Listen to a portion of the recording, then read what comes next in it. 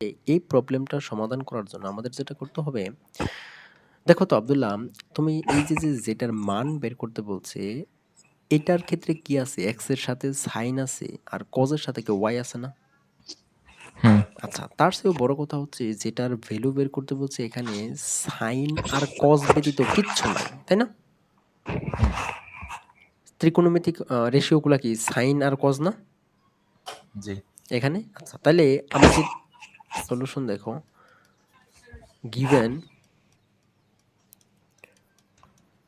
tan theta is equal to X divide by Y. তার মানে কি, আমি একদম চোখ বন্ধ করে এটাকে সাইন কজে ভেঙে দাও, বিকজ আমার যেটা ভ্যালু বের করতে বলছে সেখানে সাইন কজ ব্যতীত কিছু নাই।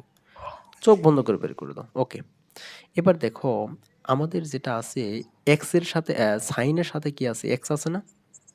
হুম কজের সাথে ওয়াই আছে না? জি তাহলে কি এখানে কি সাইনের সাথে এক্স আনতে হবে, কজের সাথে ওয়াই আনতে হবে? তার মানে কি করতে হবে? বোথ সাইডে এক্স ডিভাইড বাই ওয়াই দ্বারা মাল্টিপ্লিকেশন করে দিতে হবে। হুম ঠিক আছে? জি তাহলে কি হইলো? X square divide by y square, side উঠতে লিখে দিবা multiplying by x divide by y on both side. দেখো তাইলে এখানে আলটিমেটলি হইলো হচ্ছে x sine theta divided by y cos theta is equal to x square divide by y square. Okay, okay.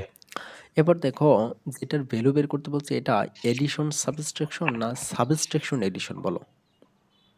Subtraction addition. হ্যাঁ হ্যাঁ হ্যাঁ, আবার বলো, এটা কি সাবট্রাকশন এডিশন না এডিশন সাবট্রাকশন?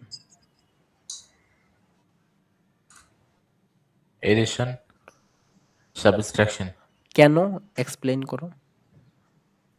কারণ উপরে হচ্ছে এডিশন আর নিচে হচ্ছে সাবট্রাকশন। হ্যাঁ, তাহলে করে দাও, করে দিলেই তো হয়ে গেল। তাহলে এই যে x sine theta plus y cos theta divided by x sine theta minus y cos theta is equal to, তাহলে কি এখানেও similar x square plus y square divided by x square minus y square. তো এটাই তো answer, এটাই তো answer. এবার বুঝেছো আব্দুল্লাহ? হুম এবার বুঝতে পারছো?